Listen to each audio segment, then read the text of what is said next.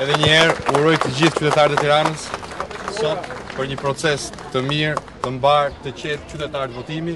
Është një ditë e bukur, të vazhdojmë të jetë një ditë e bukur deri në fund saj. Faleminderit.